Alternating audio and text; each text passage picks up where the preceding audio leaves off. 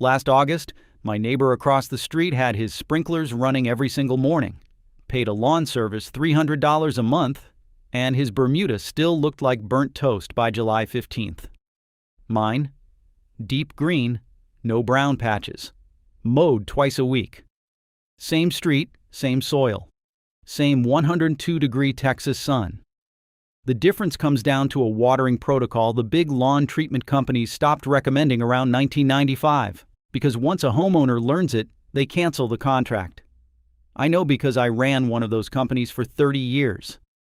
Today I'm walking you through the exact summer program that keeps a lawn green from June through September, without a service truck in the driveway. And stay with me, because at the end I'm giving you the one mowing height adjustment most homeowners get backwards. Let me tell you who buried this, because vague villains feel like conspiracy talk, and that's not what this is.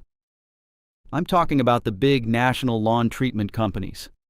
The truck and uniform operations you see crawling through your neighborhood every month. I ran one of those outfits in North Dallas for 30 years. I had crews. I had territory. I had the training binders. And somewhere between 1994 and 1996, the whole industry quietly rewrote those binders. The watering education, the deep and infrequent protocol that Texas A&M AgriLife Extension still teaches today, for free, in a PDF you can download in 2 clicks. That section got thinner and thinner until it was gone. What replaced it? Fertilizer upsell scripts. Fungicide rescue visit scripts.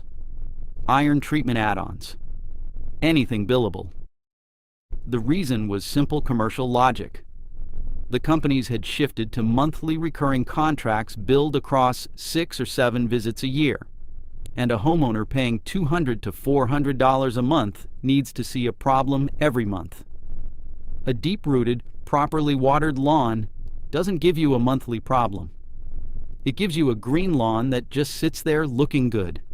That's a terrible business model if you're selling visits. So the technicians stopped getting taught how to teach it. I sat in those sales meetings. I watched it happen. And here's the stake. Right now, somewhere in America, a guy with a Bermuda lawn just like mine is paying his service $3,000 a year, while his lawn turns the color of a paper bag every July, and the technician shrugs and writes him up for another fungicide treatment. That's not a conspiracy. That's just what happens when a service can't afford to teach you to need it less. All right, let's walk through it together.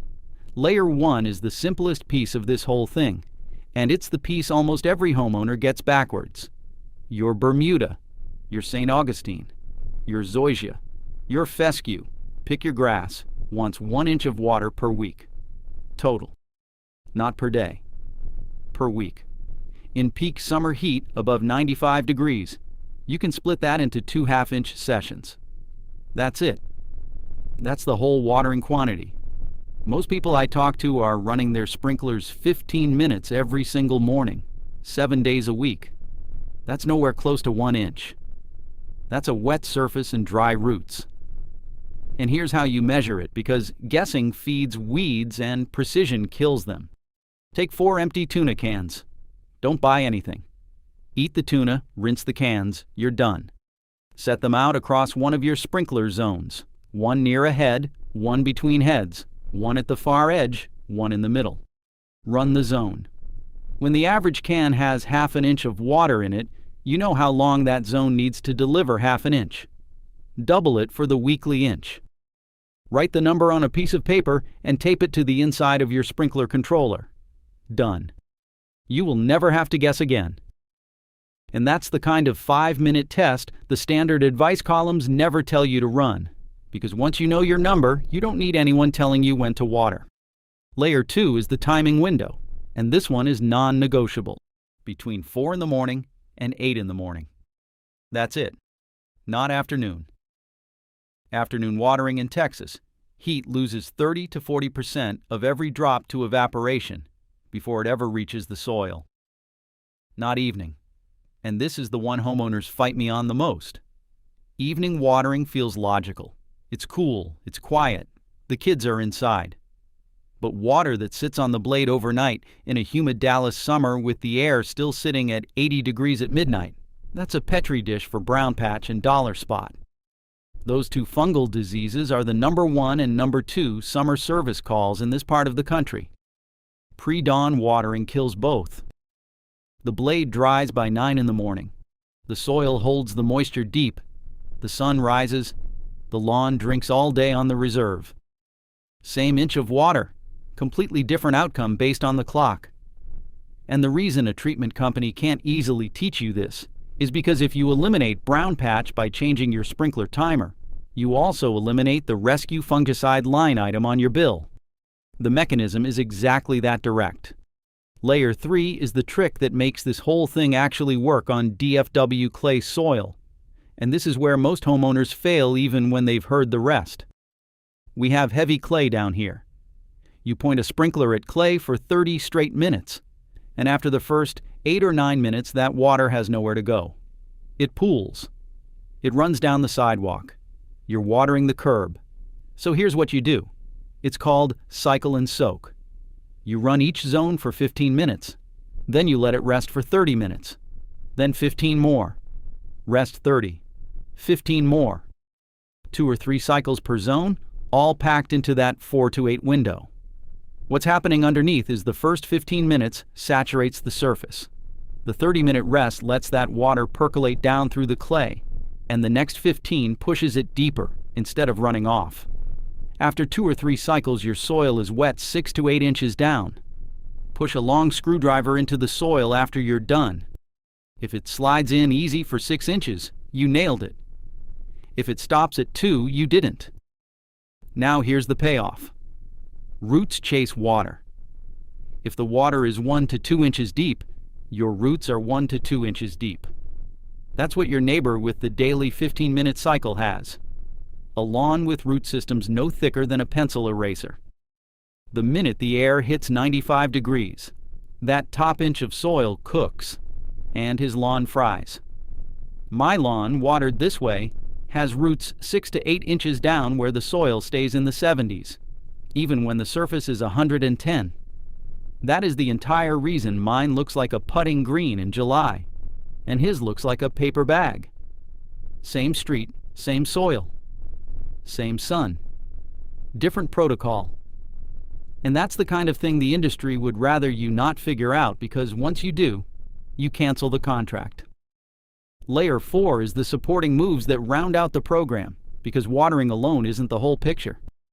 Late May, right before the heat sets in, you put down 1 feeding. 1. A slow-release nitrogen product with supplemental iron. The iron is what gives Bermuda that deep blue-green color without forcing the grass into a growth spurt it can't sustain through summer. And here's the part most people get wrong. You apply it at half the bag rate. Half. The bag says 4 pounds per 1,000 square feet. You put down 2. Slow release at half rate feeds the lawn gently for 8 to 10 weeks. Full rate in May gives you a green flush in June and a stressed, hungry lawn in August, right when the heat hits hardest. From there, you mow. And when you mow, you follow the 1/3 rule. You never remove more than 1/3 of the blade in a single pass. If you're cutting Bermuda at 2 inches, you mow when it hits 3. Not 4. Not 5. 3. The 1/3 rule keeps the plant in continuous photosynthesis instead of triggering a stress response. And stressed grass is exactly what fungus and weeds look for. Last piece, sharpen your blade every 25 hours of runtime. I run a Toro Time Master. I keep a notebook on the side of the garage and I sharpen 4 times a season. A dull blade tears the grass tip and leaves a frayed white edge that browns out within a day. A sharp blade slices clean and the tip seals overnight. You can see the difference from across the yard in 2 weeks. And that, right there, is the program. Pre-dawn deep watering. Cycle and soak on clay. Half-rate iron feeding in late May. 1/3 mowing. Sharp blade. That's what keeps a lawn green from June through September, without a service truck in the driveway. Now, before we keep going, I want to be straight with you. If everything I just walked you through is clicking, if you're sitting there realizing that the watering advice you've been following your whole life was backwards on purpose, then you're going to want to know that I wrote the same kind of paradigm flip down for weeds. It's called Larry's 30-Day Weed Kill Protocol. $17.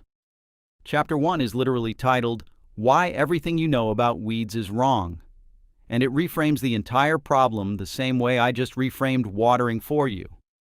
You're not fighting weeds, you're managing soil, and once you see it that way, the problem stops coming back. If you're exhausted by the cycle of pulling and spraying and pulling again, this is the permanent fix, not another tip. If you're watching on your TV right now, grab your phone and point it at the QR code on the screen. Take your time finding it, I'll be right here, no rush. If you're on your phone or your laptop, the link is in the description, larrysgardenbooks.com. All right, let's get back to why this got buried. Here's the commercial logic, and I want to be straight with you because I lived inside it. Somewhere between 1994 and 1996, the big national treatment companies, the ones with the white trucks and the little yard flags, restructured around monthly recurring contracts. 7 visits a year, billed roughly $200 to $400 a month, which works out to $1,400 to $2,800 a year per customer. That model only works if there's something visibly wrong with the lawn, often enough to justify the next visit. Brown patch, crabgrass breakthrough, summer fade, dollar spot. Each of those is a service call. Each of those is a line item. Now, what kind of lawn doesn't get any of that? A deeply watered, deeply rooted, properly mowed lawn. The exact lawn I just walked you through. 6 to 8 inch roots don't fry in August. A thick canopy shades out crabgrass before it germinates.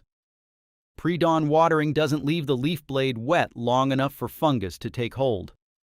I went back through my own training binders from that era. I still have a couple of them in a banker's box in the garage. And somewhere around 1995, the watering education chapter got cut down to half a page. In its place, upsell scripts, iron treatment, grub preventer, rescue feeding, aeration packages. The technicians weren't told to hide the watering protocol. They were just never trained on it anymore. Now I want to acknowledge the obvious counterargument, because I'm not going to sit here and tell you every lawn service is evil. If you travel for work, if you've got mobility issues, if you genuinely don't have the 45 minutes a week, a service can be worth the money. The problem isn't the service. The problem is the education that quietly disappeared. The protocol I just gave you is published by Texas A&M AgriLife Extension. Iowa State publishes the same thing for cool season grasses. It was never secret. It just stopped being profitable to teach. And the cost to you, the homeowner, has been real. 3 to 5 times higher summer water bills, because you've been running the sprinklers daily for 15 minutes when you should have been running them deep once a week. 200 to 400 square feet of dead turf, replaced every couple years at 50 cents to $1.50 a square foot when shallow roots couldn't survive August. That's the bill you've been paying for a piece of knowledge that should have been in every welcome packet. All right, now the bonus. Stay with me, because this is the mowing height adjustment I told you about. And this is the one I see homeowners get backwards more than anything else on the lawn. When summer hits and the temperature climbs into the upper 90s, most homeowners drop the mower deck. They scalp the lawn shorter, thinking neat and short looks tidier, or thinking short grass will need less water. Wrong. The correct move is the exact opposite. You raise the mowing height by a full inch during peak summer. For Bermuda, which is what most of you down here in Texas are working with, you go from 1 to 1¼ inch in spring and fall up to 2 to 2½ inches in July and August. For St. Augustine, you raise from 3½ up to 4 inches or a touch more. For cool season fescue up north, you go from 3 to 4 plus. Here's the math on why. That extra inch of blade shades the soil surface and drops soil temperature 10 to 15 degrees underneath the canopy. It cuts evaporation by roughly a third. And because the plant has more leaf area, it photosynthesizes more, which means it invests more energy into root mass, pushing those roots deeper. Taller blade, cooler soil, deeper roots, less water needed. Every single thing you want, stacking on top of itself. And here's the suppression beat. That taller canopy is exactly what crowds out crabgrass before it ever germinates. Which is one more service call the truck never has to make. Before I let you go, if today made you realize you've been fighting summer the wrong way, the same way you've probably been fighting weeds the wrong way, the full year-round system is in Chapter 9 of the same book, The No Weed Garden Year-Round. It's the season-by-season calendar that extends what you just learned for June through September into a complete 12-month protocol. 88 pages, no fluff, just the protocol. $17 at larrysgardenbooks.com. If you're on your TV, point your phone at the QR code on the screen. Go ahead and grab it now. Take your time, I'll be right here. If you're on your phone or laptop, the link is sitting in the description. It's the system I wish someone had handed me 20 years ago. Alright, here's the takeaway. 1 inch of water per week, applied pre-dawn between 4 and 8, cycle and soak on clay, and raise that mowing height a full inch in July. That's the program that keeps a lawn green from June through September, without a service truck in the driveway. Now you've got the protocol they stopped teaching in 1995. Next video, I'm walking you through the fall pre-emergent timing window, the one most homeowners miss by 2 weeks, and that 2 weeks is the whole season. Go check your lawn, you'll see what I mean. I'll see you in the next one.